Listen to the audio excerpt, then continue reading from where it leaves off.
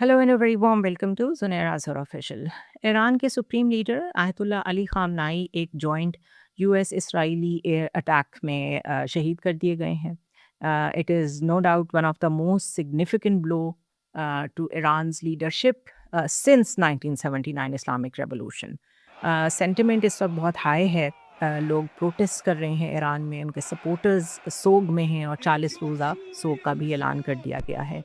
अली ख़ामनाई ने ईरान की supreme leadership 1989 में संभाली थी आयतुल्ला रूहुल्लाह ख़मीनी की डेथ के बाद, जिन्होंने लीड की थी Islamic revolution against the pro US Mohammad Shah Pahlavi. अब इससे आप समझ लें कि कितने डेकेड्स की कंट्रीब्यूशन थी उनकी ईरान के सिस्टम्स में। ईरान में उनकी एक लेगेसी मौजूद है, उनसे लॉयल लोग मौजूद हैं, और कल जिस एसिमेट्रिकल वॉरफेयर की मैंने बात की थी, वो सारा नेटवर्क भी इन्हीं का क्रिएटेड है। सो वो अपने पीछे एक बड़ी सॉलिड लेगेसी छोड़ के गए हैं। हाउएवर ज़ाहिर है उनको शहीद करने के बाद का सिनेरियो क्या होता है, दैट इज़ डिबेटेबल, और आज मैं उसी पे बात करना चाह रही हूँ कि what after him. Other than that अगर सिर्फ सेंटिमेंट की ही बात करें तो एक रिलीजियस सेंटिमेंट अटैच था उनके साथ पूरी मुस्लिम उम्मा का। ना सिर्फ ये कि वो एक इस्लामिक कंट्री के हेड थे, बल्कि स्पिरिचुअली एक बहुत बड़ा शिया फैक्शन है जो उनके साथ बहुत अटैच था। तो सेंटिमेंट इस सब बड़ा एंटी अमेरिकन है। कराची में यूएस कॉन्सुलेट के बाहर लोग इकट्ठे हुए, प्रोटेस्टर्स इकट्ठे हुए। इससे आप अंदाज़ा करें कि लोगों ने अपना गुस्सा कहाँ जाके निकाला, वो कहाँ से रिलेट कर रहे हैं चीज़ों को, कैसे अप्रोच कर रहे हैं, कैसे सोच रहे हैं। 9 लोगों की हलाकतें हुई हैं। हमारे जो इंटीरियर मिनिस्टर हैं, उन्होंने कहा है कि हम सब इस वक्त सोग में हैं, लेकिन प्लीज़ सारे काम डाउन करें और अपने आप को कंट्रोल में रखें, बिकॉज़ किसी भी शक्ल में बहरहाल आप लॉ को हाथ में नहीं ले सकते। Having said that, religious connotation जहाँ भी इन्वॉल्व होती है, इट इज़ वेरी डिफ़िकल्ट कि आप लोगों को समझा सकें। एंड इफ़ एनीथिंग, अगर ये टेम्पररी विक्ट्री लग भी रही हो प्रेज़िडेंट डोनाल्ड ट्रंप को, तो शायद वो नहीं जानते कि दुनिया में उनका इमेज आज के बाद किस तरीके से बिल्ड होगा। अमेरिकन रूथलेसनेस हम सब ने बहुत दफ़ा देखी है, but the memory is short. अभी कुछ दिन पहले ही बेशक एक नॉन मुस्लिम कंट्री था वेनेज़ुएला, उसके हेड ऑफ स्टेट को उन्होंने जिस तरह अबडक्ट किया, रिस्पेक्ट देना, ऑनर करना, चीज़ों को नेगोशिएशंस की तरीके से डील करना, डिप्लोमेसी को चांस देना, ये सारी चीज़ें ऐसे लगता है पास्ट का हिस्सा बन गई हैं। और वो जो एक ऑनर होता था ग्लोबल ऑर्डर में, दैट इज़ गॉन। और उसको जाने के बाद जो इस ब्रूटल सिस्टम को लीड कर रहे हैं वो डोनाल्ड ट्रंप और नेतन्याहू हैं। ईरान के सिस्टम की अगर हम बात करें तो प्रेसिडेंट डोनाल्ड ट्रंप इसको फ्रेम कर रहे हैं एज अ लिबरेशन मोमेंट कि हमने बहुत बड़ी विक्ट्री हासिल की है, और जाहिर है उनके लिए ये विक्ट्री है। और उन्होंने प्रिडिक्ट किया है कि इनकी रिमूवल के बाद, इनकी शहादत के बाद जो बाकी का सिस्टम है वो खुद ही कोलैप्स कर जाएगा। हाउएवर ईरान के मामले में चाहे आप उसकी सिविलाइजेशन के लेंस से उसको देखें, उसका जो स्ट्रक्चर बिल्ट हुआ है उसके लेंस से देखें, जितने रेवोल्यूशंस उन्होंने फेस किए हैं, जितने कूज और इन्वेजन्स उन्होंने फेस किए हैं, और जितना एक्सटर्नल एलिमेंट उन्होंने देखा है, it's a different story and it's a different situation.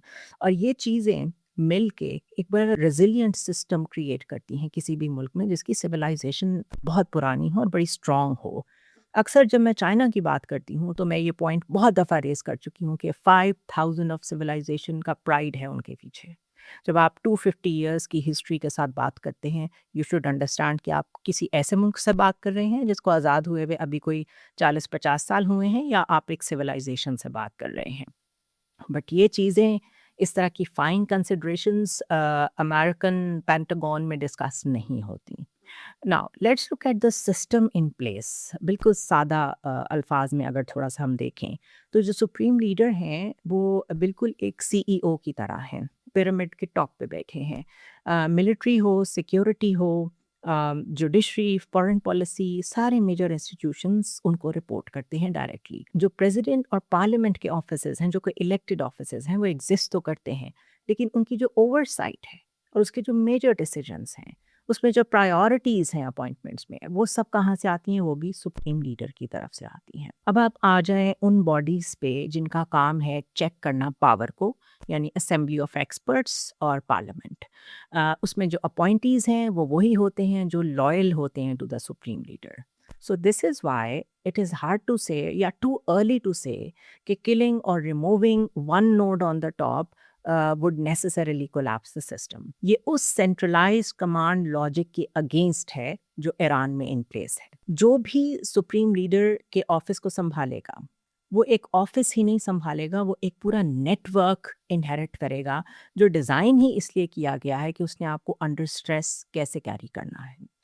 Iran के अंदर जो लोग मौजूद हैं, जो इनसाइडर्स हैं, जो मिलिट्री एक्सपर्ट्स हैं डिफरेंट दुनिया में, पॉलिटिकल एनालिस्ट हैं, सबकी ये राय है कि decapitation of Iran's top leadership ज़रूरी नहीं उसी डायरेक्शन में जाए जिस डायरेक्शन में वेस्ट सोच रहा है, बल्कि हो सकता है उसमें कुछ और रिस्क इन्वॉल्व हों. और अगर एक रिस्क जो बहुत ऑब्वियस नज़र आता है उसकी बात करें तो वो ये है कि सिस्टम मज़ीद स्ट्रिक्ट होगा.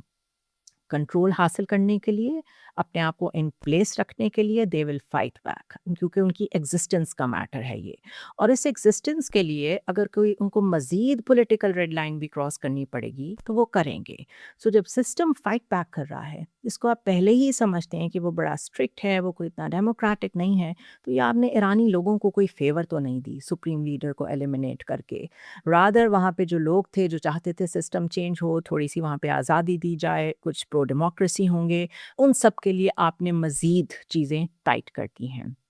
इस वक्त मैं 2-4 जो फॉरेन पॉलिसी में वॉशिंगटन पोस्ट में इन 3-4 मुख्तलिफ आउटलेट्स में चीज़ें जब एक्सप्लोर कर रही थी, तो they were all talking about understanding the Iran's architecture.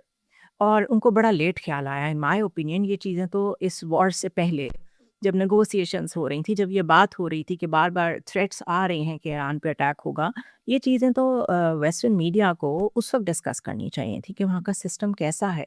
अगर हम उसके ऊपर अटैक करते हैं तो क्या जो हम आउटकम्स अचीव करना चाहते हैं वो होंगे या वो बैकफायर कर जाएगा, या कोई ऐसी सिचुएशन क्रिएट होगी जो फिर किसी के भी कंट्रोल में नहीं होगी. तो एक सेंट्रलाइज्ड ऐसा लेयर्ड पावर सिस्टम जिसको पूरी लेजिटिमेसी हासिल है, उसको हमेशा आपने प्रेजेंट किया है टू द वर्ल्ड कि एक ऑटोक्रेटिक सिस्टम है, ये तो रेवोल्यूशन से ही ख़त्म हो सकता है. तो रेवोल्यूशन इस तरह तो नहीं आ सकती कि कोई फॉरेन इन्वेडर आके या दूर से बैठ के आप स्ट्राइक करके उनके जो टॉप लीडर है उसको एलिमिनेट कर दें. So this is a difficult situation और इसका एनालिसिस इतना सिंपल नहीं है जितना डोनाल्ड ट्रंप ट्रूथ सोशल पे आके कर रहे हैं. Going back to my yesterday's vlog जिसमें मैंने एक नेटवर्क की बात की थी, जिसमें अल्टीमेट अथॉरिटी जो है वो अपवर्ड बिलीव करती है कि जाके उसने रिपोर्ट करना है, और उनमें कंपार्टमेंटलाइजेशन है. एक सेक्शन को नहीं पता दूसरे सेक्शन में क्या हो रहा है, but they all are very loyal to the supreme leader. तो इसका मतलब है बड़ा इंसुलेटेड सिस्टम है. फॉर एग्जांपल आईआरजीसी भी मौजूद है, रेवोल्यूशनरी गार्ड भी मौजूद है, रेगुलर आर्मी भी मौजूद है. और इतने सारे सिस्टम्स अगर मौजूद होते हुए एक दूसरे से डिस्कनेक्टेड वे में रिपोर्ट टॉप मैन को करते हैं तो उसकी कोई स्ट्रेंथ तो होगी. Now look at it from western perspective, जो समझते हैं कि लीडरशिप को आप उड़ा दें उसके नीचे का सिस्टम खुद ही कोलैप्स कर जाएगा. रियलिटीज़ चेंज होती हैं. आयतुल्लाह की शहादत के बाद वहाँ पे जो भी नए लीडर आएंगे, अभी उनके आते तक वहाँ पर 3 लोगों की एक कमेटी बना दी गई है जिसमें वज़ीर आज़म भी शामिल हैं. वो लीड करेंगे अभी के सारे सिनेरियो को और उस दौरान चूज़ भी करेंगे नया सुप्रीम लीडर. और लुकिंग एट द ट्रेजेक्ट्री कि ये सिस्टम चलता कैसे है, बहुत चांसेस हैं कि वो ऑलरेडी अपना जानशीन नॉमिनेट करके गए हों. इट इज़ वाइडली बिलीव्ड कि जब इस किस्म की सिचुएशन होती है तो उसके कुछ पॉसिबल सिनेरियोज जो सामने आ सकते हैं उसमें से एक ये भी हो सकता है कि डिवाइड एंड रूल शुरू हो जाए. जब आपका हेड चला जाए तो नीचे जो इदारे हैं, नीचे जो लोग हैं वो आपस में लड़ना शुरू हो जाएं कि कौन ऊपर जाएगा, कौन लीड करेगा. पावर स्ट्रगल शुरू हो जाए. इसी तरह ओपनिंग्स भी निकल सकती हैं ट्रांजिशंस के लिए कि शायद करंट सिस्टम समझे कि हम इतनी सख्ती के साथ नहीं चल सकते, तो चलें थोड़ी सी रिलैक्सेशन किसी ना किसी शक्ल में आने वाले टाइम के लिए अपने लोगों को दें ताकि कम से कम लोग आपके साथ खड़े रहें. बट एक चीज़ बड़ी क्लियर है और मेरे ख्याल है वो हम पाकिस्तान के केस में भी देख चुके हैं कि जब आपके ऊपर इस तरह का अटैक होता है, उस वक्त लिबरल्स, डेमोक्रेट्स, जो आपके लोग समझते हैं कि कंट्रोल से ही सिस्टम चल सकता है, कंजर्वेटिव्स, सारे एक जगह इकट्ठे हो जाते हैं because that becomes a matter of national security and national pride. उस वक्त कोई ये नहीं सोच रहा होता कि सिस्टम में कहाँ तब्दीली की ज़रूरत है. उस वक्त सिर्फ जो एक्सटर्नल एग्रेशन है वो सबसे बड़ा प्रॉब्लम होता है.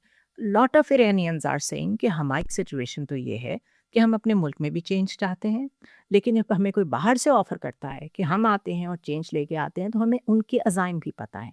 We know how imperialism works. So हमारा जो पहला लाइन ऑफ डिफेंस है वो ये है कि हमने उस इम्पीरियल पावर से लड़ना है। सो ये जो सिनेरियो बिल्डिंग मैं कर रही हूँ, इसमें पॉलिटिकल सिस्टम्स हमेशा आपकी मर्ज़ी का रिज़ल्ट नहीं देते, स्पेशली इन वॉर टाइम्स, और वो भी इतना क्लोज नेट सिस्टम जो कि ईरान में मौजूद है, जहाँ पे पावर वैक्यूम है ही नहीं, कंपटीशन है ही नहीं, नेसेसरी रिफॉर्म्स की कोई गुंजाइश नहीं है।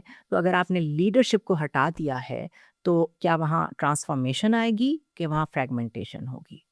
अगर वहाँ फ्रैगमेंटेशन हो गई, अब हम थर्ड सिनेरियो पे चले जाते हैं कि ठीक है, बड़ा कोहेसिव सिस्टम था, बड़ा अच्छा सिस्टम था, लेकिन ऐसा शॉक मिला है कि वहाँ पर फ्रैगमेंट्स बन गए हैं, टुकड़े-टुकड़े हो गए हैं, सिस्टम में लोग डिवाइडेड हो गए हैं। तो जो फर्स्ट क्वेश्चन ज़हन में आता है वो ये है कि अथॉरिटी किसकी होगी? अगेन सिस्टम कॉन्फ़िगर्ड है in reporting to one man. वो वन मैन कौन होगा? कितना अरसा लगेगा उस पे सबको एग्री करने में? And number 2, the most important question कि जो सेंसिटिव एसेट्स हैं उनका क्या बनेगा तब तक? उसको कौन कंट्रोल करेगा उस ट्रांजिशन के पीरियड में? क्योंकि stability is not just about politics, it is about command, control and continuity. और ये जो डिसरप्शन बीच में आती है, अगर मैं आपका ये जो मंत्रा है कि वहाँ पर न्यूक्लियर फैसिलिटीज़ मौजूद हैं, वहाँ पर न्यूक्लियर मिसाइल्स मौजूद हैं, तो ये तो बहुत बड़ा सिक्योरिटी रिस्क आपने क्रिएट कर दिया है एक ऐसे मुल्क के लिए, जहाँ पर अब आपने कोई लीडर नहीं छोड़ा और फ्रेगमेंटेशन नज़र आ रही है। सो द न्यूक्लियर क्वेश्चन, ये जो न्यूक्लियर एसेट्स का मौजूद होना है, it is directly attached to the governance question and the leadership question. अभी तक ऐसा कोई क्लेम मौजूद नहीं है मेरे पास कि ईरान ने ओपनली न्यूक्लियर वेपन्स डिप्लॉय किए हों। सो ये एक सिर्फ मैं रिस्क एनालिसिस कर रही हूँ कि अगर एक स्टेट सेंसिटिव न्यूक्लियर इंफ्रास्ट्रक्चर के साथ ऑपरेट कर रही है, और गवर्नेंस में कॉन्टिन्यूटी यकीनन ज़रूरी होती है न्यूक्लियर सेफ्टी में, और अगर आपने वो कॉन्टिन्यूटी बीच में से निकाल ली है, तो न्यूक्लियर सेफ्टी का क्या बनेगा? Nuclear security is not only about hardware, it's about कि इंस्टीट्यूशन जो उसको देख रहा है उसकी इंटेग्रिटी इंटैक्ट रहे, क्लियर चेन ऑफ कमांड हो और एक वेरीफाइड उसके ऊपर ओवरसाइट हो, जिस तरह पाकिस्तान में है। और आपको याद होगा हमने ये बहुत सुना है कि क्या पाकिस्तान के जो न्यूक्लियर एसेट्स हैं वो तालिबान के हाथ तो नहीं लग जाएंगे? क्या वो सेफ़ हैं? इसी तरह आपने WMDs की बात की और उसका नाम लेके आपने इराक को जब बॉम्ब किया, तो उस वक़्त आपने ये नहीं सोचा कि अगर वहाँ पे वाक़ई वेपन्स ऑफ मास डिस्ट्रक्शन मौजूद हुए और अगर उनमें से किसी एक की भी कोई लीकेज हो गई, कोई ऐसा एक्सीडेंट हो गया, तो वहाँ के अवाम का, वहाँ के लोगों का, लोकल्स का क्या बनेगा? तो ये जो न्यूक्लियर एनवायरनमेंट्स होते हैं, इसमें तो बहुत फूँक-फूँक के कदम रखना होता है। जिस तरीके से इज़राइल और US बिहेव कर रहे हैं, ये तो ओपन बम्बारमेंट कर रहे हैं। पिछली दफ़ा न्यूक्लियर फैसिलिटी पे की, उसके बाद कहा कि देयर वाज़ नो लीकेज, कोई प्रॉब्लम नहीं होगी। अगर हम आपका आर्गुमेंट बाय करें कि Iran is a nuclear country, तो आप बहुत बड़ा न्यूक्लियर रिस्क इस वक्त क्रिएट कर रहे हैं रीजन में एंड अल्टीमेटली दुनिया में। I am very clear about one thing कि जो रिजीम चेंज, कंट्रोल, ये सारे मामलात हैं, आप चाहते क्या हैं असल में, एंड गेम आपकी पॉलिटिकली है क्या, इसके बारे में US ने कभी परवाह नहीं की। अफ़गानिस्तान के लोगों का क्या बनेगा आपके सामने है, 4-5 साल पुरानी ही बात है। कितनी परवाह थी US को कि हम जिन लोगों को यहाँ छोड़ के जा रहे हैं उनके साथ तालिबान क्या करेंगे। और आज जब वो ईरान के पीछे आए हैं तो उनको कितनी परवाह है कि जिन कंट्रीज़ ने उनको एयर बेसेस दी हुई हैं उनका क्या कसूर है, उनका क्या बनेगा। So they are ruthless, they are only blood thirsty for their strategies, वो सिर्फ उसको कवर करना जानते हैं। They do not care about जो वो सारी उम्र हमें बताते रहे हैं, ह्यूमन राइट्स, ह्यूमन सिक्योरिटी। जो बच्चियों के स्कूल के ऊपर आपने बम्बारमेंट की है ईरान में, क्या वो बच्चियाँ जो हैं वो सिर्फ 2 दिन हेडलाइंस में रह के गायब हो जाएँगी? सो ये जो वॉर मॉन्गरिंग है, और चाइनीज़ एक डिप्लोमैट ने तो ये कहा है कि वॉर हंग्री है US। ये एक बड़ी डेंजरस सिचुएशन इस रीजन में क्रिएट हो गई है। So the missing strategy for the Iranian people, इस बारे में खुद अमेरिकन ऑथर्स भी लिख रहे हैं कि आपको लोगों की भी परवाह नहीं है। آپ نے یہ بھی نہیں سوچا جیسے میں نے پہلے بات کی کہ اگر سسٹم مزید اسٹرکٹ ہو گیا تو لوگوں کا کیا بنے گا، اگر سسٹم نے ٹرانزیشن لی تو اس ٹرانزیشن میں لوگوں کا کیا بنے گا، بیکاز ٹرانزیشن ضروری نہیں ہے بڑی سپورٹیو بڑی روتھلیس ہوتی ہے، اس میں آئل انوالو ہے، اس میں اکانومی انوالو ہے، اور اس میں long term regional escalation involve ہے. تو اتنے سارے لوگوں کی جو زندگیاں ہیں وہ آپ نے رسک پہ لگائی ہوئی ہیں. تو چلیں صرف ایرانین لوگوں کی بات کر لیتے ہیں کہ ان کے بارے میں آپ کی کیا اسٹریٹجی ہے، بیکاز آپ انہیں کہتے رہے ہیں دا ہیلپ از کمنگ.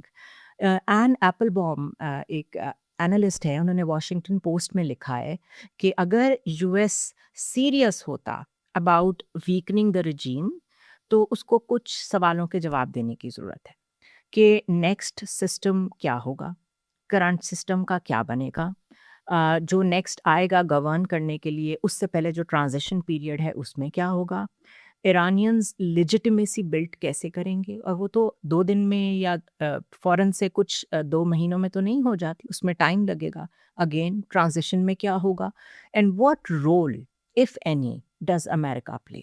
اگر وہاں کیوس ہو جاتا ہے تو کیا آپ کے پاس کوئی گارنٹیز ہیں کہ آپ اسے کنٹرول کر لیں گے؟ کسی قسم کے پولیٹیکل روڈ میپ کے بغیر بمباری کر کے لوگوں کو تباہی میں دھکیل رہے ہیں آپ ہارڈ لائنرز کو امپاور کر رہے ہیں.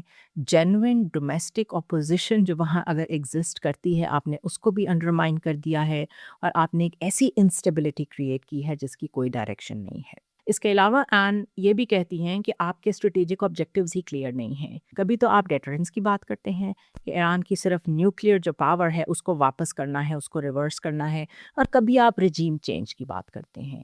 تو ان دونوں کے بیچ میں سے you have never been clear. اور انہوں نے پچھلی جو لمیٹڈ اسٹرائک ہوئی تھی اس کی مثال دی ہے کہ اس کے دوران اور اس اسٹرائک کے دوران آپ ساری ٹویٹس جے ڈی وینس کی، ان کی مختلف جگہوں پہ تقریریں، ان کے بیانات، ٹرمپ کی بات چیت اٹھا کے دیکھ لیں، دے ور ناٹ کلیئر کہ کیا انہوں نے صرف ڈیٹرنس کے اوپر توجہ رکھنی ہے یا صرف رجیم چینج کی طرف جانا ہے. سو اگر آپ کو نہیں پتا کہ آپ کی اینڈ گیم کیا ہے تو آپ ایک بڑی کمپلیکس اسٹیٹ جو آلریڈی اس کا بڑا اسٹرکٹ اسٹرکچر ہے اس کی انٹرنل اسٹیبلٹی کے ساتھ کھیل رہے ہیں.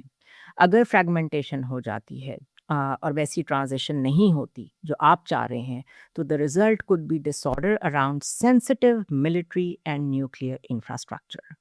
دس is my take on this situation. اور ظاہر ہے دس از وار.